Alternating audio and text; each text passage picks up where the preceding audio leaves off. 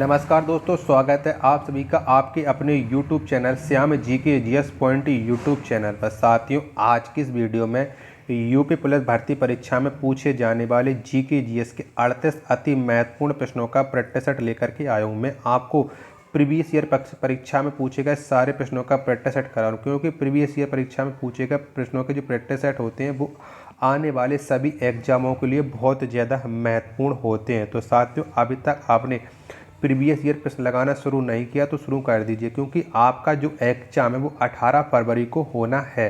तो अभी तक आपने शुरू नहीं किया तो आज के प्रैक्टिस सेट को पूरा करिएगा, और प्रैक्टिस सेट को पूरा करने के बाद कमेंट बॉक्स में आपको अपना स्कोर बताना है कि आपने हमारे इस जीके जीएस के 38 अति महत्वपूर्ण प्रश्नों के प्रैक्टिस सेट में से कितने प्रश्न जो सही किए हैं और ये प्रैक्टिस सेट आपको कैसे लगा है।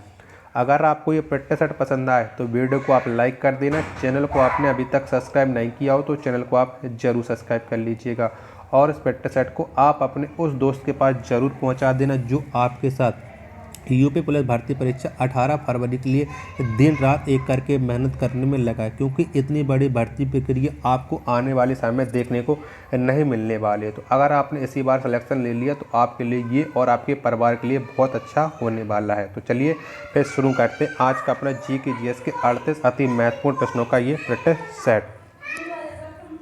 तो पहला प्रश्न है आपके सामने कि गुर्जर प्रतिहार वंश की स्थापना किसने की। तो किसने की थी गुर्जर प्रतिहार वंश की स्थापना, ये आपको बताना है। प्रश्न संख्या 1 का आंसर बताओ।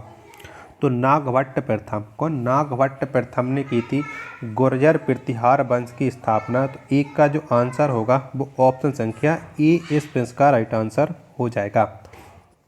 चलिएगा, प्रश्न संख्या अब आपके सामने 2 है कि किस तोमर शासक को दिल्ली शहर स्थापित करने का श्रेय जाता है, यानी दिल्ली शहर को किसने बसाया, ये आपको बताना है। तो प्रश्न संख्या 2 का राइट आंसर क्या हो जाएगा? तो अनंगपाल। क्या अनंगपाल ने दिल्ली शहर को बसाया है? तो 2 का जो आंसर होगा वो ऑप्शन संख्या डी इसका राइट आंसर हो जाएगा। चलिए, अगला प्रश्न आपके सामने प्रश्न संख्या 3 है आपके सामने कि चोल राजाओं ने किस धर्म को संरक्षण प्रदान किया था, यानी कौन से धर्म को चोल राजाओं ने संरक्षण दिया था। तो ये दिया था शैव धर्म को। किसे?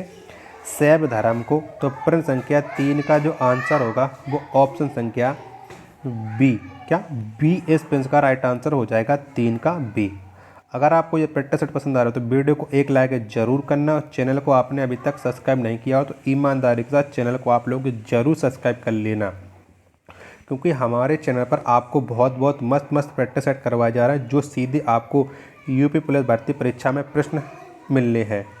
प्रश्न संख्या 4 है आपके सामने कि सोमनाथ मंदिर किस राज्य में स्थित है। तो कौन से राज्य में ये सोमनाथ मंदिर, ये आपको बताना है। तो जो सोमनाथ मंदिर है ये गुजरात राज्य में, किस में है?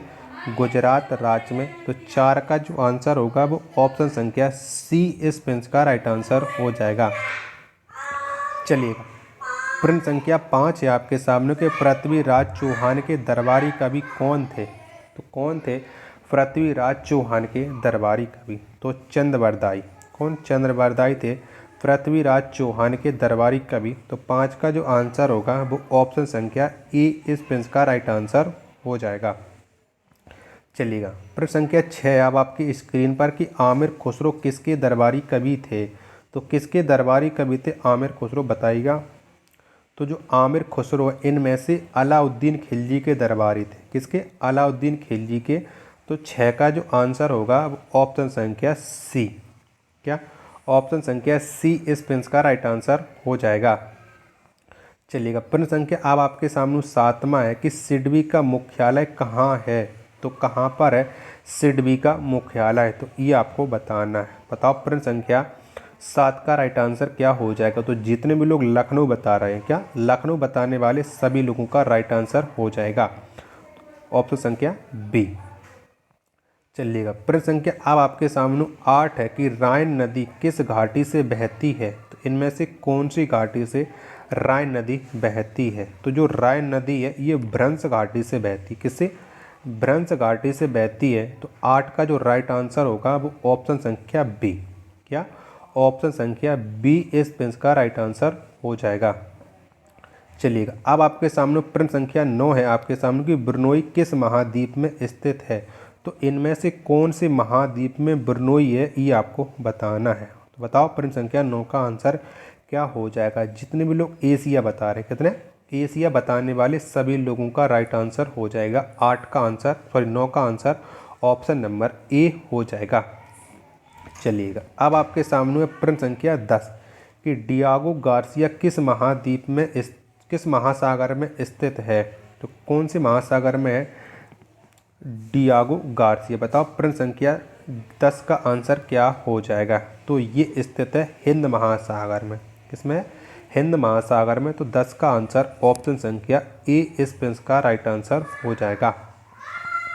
अगला प्रश्न प्रश्न संख्या 11 है आपके सामने कि उत्तर प्रदेश की सीमाएं कितने राज्यों से मिलती हैं। तो कितने राज्यों से सीमा लगती है उत्तर प्रदेश की, ये आपको बताना है। और बहुत से लोग इस प्रश्न में 9 आंसर बता रहे होंगे, तो 9 बताने वाले सभी लोगों का गलत है। तो राज्य 8 और 1 है केंद्र शासित प्रदेश। तो टोटल हो जाते हैं 9, लेकिन राज्य पूछे गए तो यहाँ पर 8 आंसर सही होगा, ऑप्शन संख्या सी।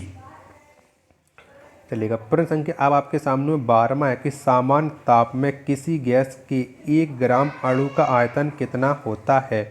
तो कितना होता है बताओ। प्रश्न संख्या 12 का आंसर क्या हो जाएगा। तो सामान्य ताप में किसी गैस के 1 अणु का जो आयतन होता है वो होता है 22.4 लीटर। कितना? 22.4 लीटर। तो 12 का आंसर ऑप्शन संख्या सी इस प्रश्न का राइट आंसर हो जाएगा। चलिएगा, प्रश्न संख्या अब आपके सामने 13वां है कि फलों के रसों को सुरक्षित रखने के लिए उसमें क्या मिलाया जाता है। तो क्या मिलाया जाता है। तो फलों के जो रसों को सुरक्षित रखने के लिए उनमें फार्मिक अम्ल मिलाया जाता है। क्या? फार्मिक अम्ल मिलाया जाता है। तो 13 का आंसर हो जाएगा ऑप्शन संख्या डी इस प्रश्न का राइट आंसर हो जाएगा। चलिएगा, प्रश्न संख्या 14 आपके सामने की प्रयोगशाला में यूरिया का निर्माण किसने किया। तो किसने किया था प्रयोगशाला में यूरिया का निर्माण। तो बोलर ने किया था। किसने? बोलर ने किया था। तो 14 का आंसर ऑप्शन संख्या ए इस प्रश्न का राइट आंसर हो जाएगा। चलिए, अब आपके सामने प्रश्न संख्या 15 है आपके सामने कि कृत्रिम सुगंधित पदार्थ बनाने में किसका प्रयोग किया जाता है। तो किसका प्रयोग करते हैं बताओ। प्रश्न संख्या 15 का आंसर क्या हो जाएगा। तो कृत्रिम सुगंधित पदार्थ को बनाने में एथिल एसीटेट का प्रयोग करते हैं। किसका? एथिल एसीटेट का। यानी 15 का जो आंसर होगा वो ऑप्शन संख्या ए इस प्रश्न का राइट आंसर हो जाएगा। चलिए, अब आपके सामने प्रश्न संख्या 16 है आपके सामने कि कोयला की खानों से कौन सी गैस निकलती है। तो कौन सी गैस निकलती है कोयला के खानों से। तो कोयला के जो खान होती हैं इनसे मीथेन गैस निकलती है। कौन सी? Methane gas. तो 16 का आंसर हो जाएगा ऑप्शन संख्या बी इस प्रश्न का राइट आंसर हो जाएगा। चलिए, अब आपके सामने प्रश्न संख्या 17 है आपके सामने कि सबसे हल्का गैस कौन है। तो बताओ कौन सी है सबसे हल्की गैस। तो आप लोग जानते हैं कि हाइड्रोजन। कौन? हाइड्रोजन ये सबसे हल्की गैस है। तो 17 का जो आंसर होगा वो ऑप्शन संख्या डी इस प्रश्न का राइट आंसर हो जाएगा। चलिएगा, प्रश्न संख्या अब आपके सामने 18 है कि सूर्य के ताप को किससे मापा जाता है। तो किससे मापते हैं हम सूर्य के ताप को, ये आपको बताना। बताओ प्रश्न संख्या 18 का राइट आंसर क्या हो जाएगा। तो पायरोमीटर। क्या? पायरोमीटर से हम सूर्य के ताप को मापते हैं। तो प्रश्न संख्या 18 का आंसर हो जाएगा ऑप्शन संख्या डी इस प्रश्न का राइट आंसर हो जाएगा। चलिएगा, प्रश्न संख्या 19 है आपके सामने कि विद्युत चुम्बक किससे बनाए जाते हैं। तो किससे बनाते हैं विद्युत चुम्बक को, यानी कौन से लोहे का प्रयोग करके हम विद्युत चुम्बक को बनाते हैं। तो नर्म लोहा। क्या? नर्म लोहा का प्रयोग किया जाता है विद्युत चुम्बक को बनाने में। 19 का आंसर हो जाएगा ऑप्शन संख्या सी। क्या? ऑप्शन संख्या सी इस प्रश्न का राइट आंसर हो जाएगा। प्रश्न संख्या 20 है आपके सामने कि सर्वाधिक क्रियाशील तत्व क्या है। तो क्या है सर्वाधिक क्रियाशील तत्व। तो फ्लोरीन। क्या? फ्लोरीन है सबसे क्रियाशील तत्व। तो 20 का आंसर ऑप्शन संख्या ए इस प्रश्न का राइट आंसर हो जाएगा। चलिए, प्रश्न संख्या 21 अब आ चुका है आपकी स्क्रीन पर कि किस उच्च न्यायालय के अधिकार क्षेत्र में सर्वाधिक राज्य आते हैं। तो कौन से उच्च न्यायालय में सर्वाधिक राज्य क्षेत्र आते हैं बताओ इन चारों ऑप्शन के अकॉर्डिंग। तो गुवाहाटी उच्च न्यायालय में सबसे अधिक राज्य क्षेत्र आते हैं, तो 21 का जो आंसर होगा वो ऑप्शन नंबर डी इस प्रश्न का राइट आंसर हो जाएगा।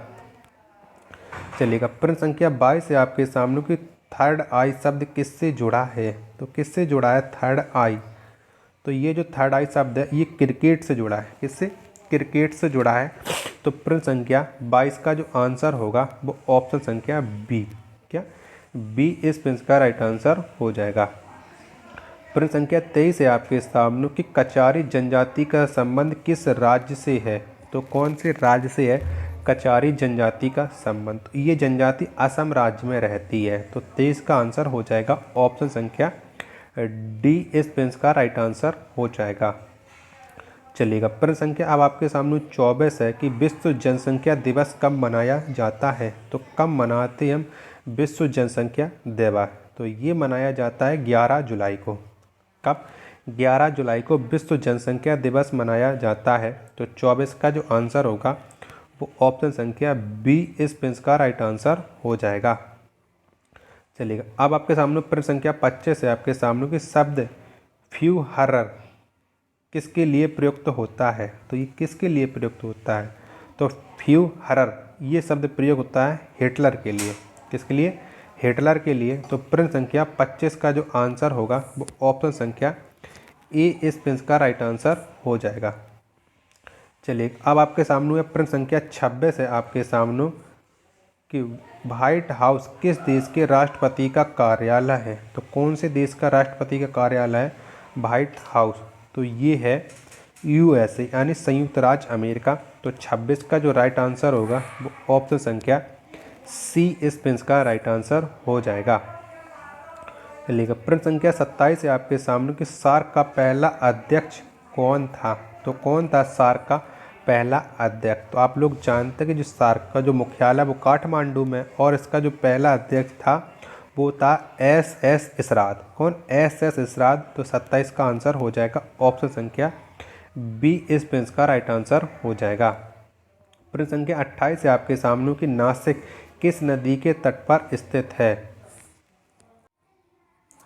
तो चारों ऑप्शन आपकी स्क्रीन पर सोच के बताइए। तो नासिक ये स्थित है गोदावरी नदी के तट पर। किसके? गोदावरी नदी के तट पर। तो 29 का जो आंसर होगा वो ऑप्शन संख्या ए इस प्रश्न का राइट आंसर हो जाएगा। सॉरी, 28 का आंसर ऑप्शन नंबर ए होगा। 29 तो अब आपको बताने वाला हूँ। चलिएगा, प्रश्न संख्या 29 है आपके सामने कि संयुक्त राष्ट्र की नवीनतम सरकारी भाषा क्या है। तो कौन सी है। तो संयुक्त राष्ट्र की जो नवीनतम सरकारी भाषा है वो है स्पेनिश। क्या है? स्पेनिश है। तो 29 का जो आंसर होगा वो ऑप्शन संख्या बी इस प्रश्न का राइट आंसर हो जाएगा। प्रश्न संख्या अब आपके सामने 30 है कि लक्षद्वीप की राजधानी कहाँ है। तो कहाँ पर है लक्षद्वीप की राजधानी, ये आपको बताना है। तो आप जानते हैं कि जो लक्षद्वीप है इसकी जो राजधानी है वो कावारत्ती है। क्या है? कावारत्ती है। तो 30 का आंसर ऑप्शन संख्या डी इस प्रश्न का राइट आंसर हो जाएगा। प्रश्न संख्या 31 है आपके सामने कि विश्व की सबसे बड़ी सॉफ्टवेयर कंपनी कौन है। तो कौन सी है विश्व की सबसे बड़ी सॉफ्टवेयर कंपनी। तो चारों ऑप्शन आपकी स्क्रीन पर बताइएगा। तो माइक्रोसॉफ्ट। क्या? माइक्रोसॉफ्ट ये विश्व की सबसे बड़ी सॉफ्टवेयर कंपनी है। तो 28 का जो आंसर होगा वो ऑप्शन संख्या डी इस प्रश्न का राइट आंसर हो जाएगा। चलिएगा, प्रश्न संख्या 32 है आपके सामने कि सबसे ज़्यादा ऊर्जा उत्पादन करने वाला देश कौन है। तो कौन सा देश में सबसे ज़्यादा ऊर्जा उत्पादन होती है। तो ये होती है अमेरिका में। किसमें? अमेरिका में। 32 का आंसर ऑप्शन संख्या ए इस प्रश्न का राइट आंसर हो जाएगा। चलिए, अगला प्रश्न है आपके सामने 33 है कि बीजिंग का पुराना नाम क्या है। तो कौन सा है बीजिंग का पुराना नाम। तो पेकिंग। क्या? पेकिंग है बीजिंग का पुराना नाम। तो 33 का जो आंसर होगा वो ऑप्शन संख्या बी इस प्रश्न का राइट आंसर हो जाएगा। चलिएगा, प्रश्न संख्या 34 है आपके सामने कि पवन चक्कियों की भूमि किसे कहा जाता है। तो किसे कहते हैं पवन चक्कियों की भूमि। तो नीदरलैंड है। क्या? नीदरलैंड को पवन चक्कियों की भूमि कहते हैं। तो 34 का जो आंसर हो जाएगा ऑप्शन संख्या सी हो जाएगा, क्योंकि नीदरलैंड में सबसे ज़्यादा पवन चक्की लगी हुई हैं। चलिएगा, प्रश्न संख्या अब आपके सामने 35 है कि तास किस देश की न्यूज एजेंसी है? तो बताओ कौन से देश की है तास? तो तास ये है रूस की। किसकी है? ये रूस की न्यूज एजेंसी है। तो 35 का जो आंसर होगा वो ऑप्शन संख्या ए इसका राइट आंसर हो जाएगा। चलिएगा, प्रश्न संख्या अब आपके सामने 36 है कि बैंकॉक किस नदी के किनारे स्थित है? तो बताओ कौन सी नदी के किनारे स्थित है बैंकॉक? आप लोग जानते हैं कि जो बैंकॉक है ये थाईलैंड की राजधानी है। तो कौन सी नदी के तट पर है? तो ये मेनाम नदी के तट पर है। किसके? मेनाम। 36 का आंसर ऑप्शन संख्या डी इसका राइट आंसर हो जाएगा। चलिएगा, प्रश्न संख्या अब आपके सामने 37 है कि अल मुखबरात किस देश की गुप्तचर संस्था है? तो कौन से देश की गुप्तचर संस्था है अल मुखबरात?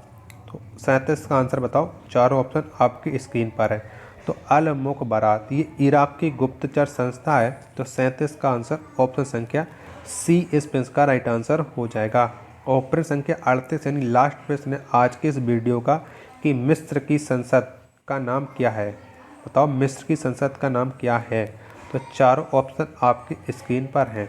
तो पीपुल्स असेंबली, क्या पीपुल्स असेंबली है मिस्र की संसद का नाम। तो 38 का आंसर हो जाएगा ऑप्शन संख्या डी इसका राइट आंसर हो जाएगा।